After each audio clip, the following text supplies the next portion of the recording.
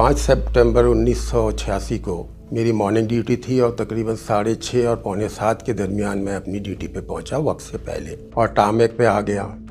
मैंने जिन साहब को रिलीव करना था आउटगोइंग शिफ्ट के, अजीज़ बलोच साहब, वो आए और उन्होंने मुझे गाड़ी हैंडओवर की, गाड़ी की चाबी दी और वायरलेस दिया। मुझे उन्होंने बस निकलते हुए ये कहा कि पैनम पे कोई धामाधूमी हो गई है।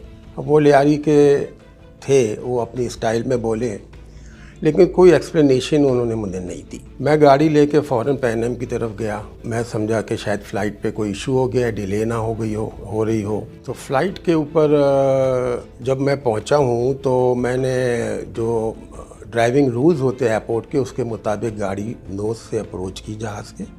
तो वहाँ ऑलरेडी एक ऑफ वाइट कलर की हाई रूफ सुजुकी खड़ी हुई थी, जिसके ऊपर एप्रन लाइट वगैरह लगी हुई थी और वो उसके दरवाजे खुले हुए थे और पीछे के भी हिस्सा उसका खुला हुआ था।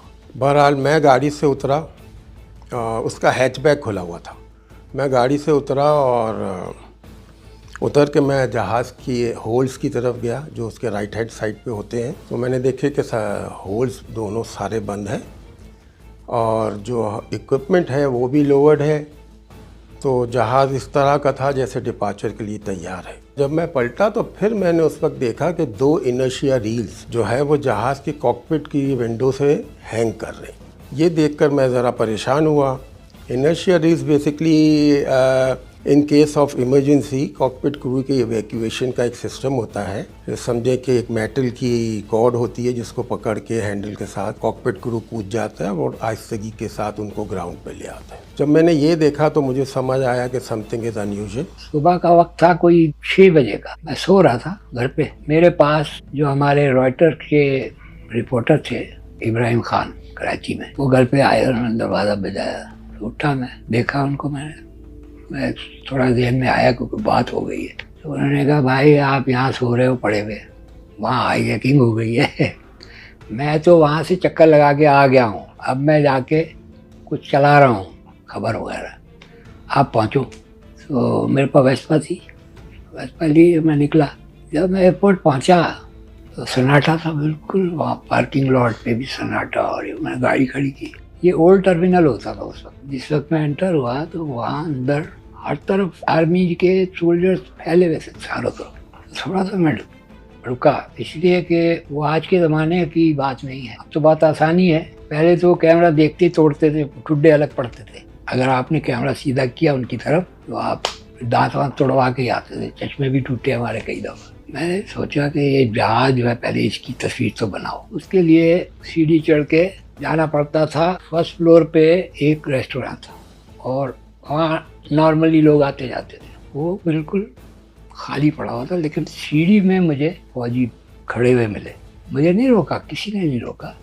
मैं उनके पास से गुजरा और मैंने अंदर झांका, कोई भी नहीं था, मेज़ें खाली पड़ी हुई है।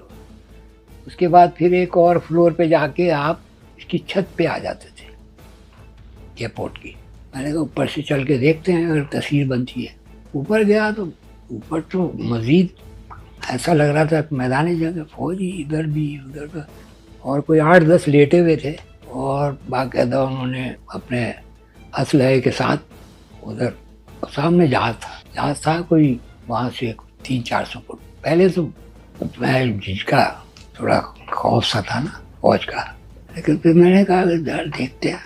अब जब यहाँ तक मैं आ गया हूँ अब ट्राई तो करना है। तो मैंने कैमरा सीधा किया, तस्वीरें बनाई मैंने जहाज़ की। और ये थे, उन्होंने मुझे देखा।